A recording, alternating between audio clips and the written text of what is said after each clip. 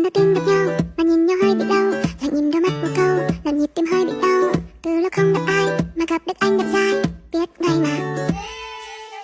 Thật chẳng biết từ đâu hai cuộc 500 gặp nhau, một điều gì rất là sâu buộc chặt hai ta vào nhau. Chỉ cần người nói một câu vậy là xong luôn. Oh no, I'm shot.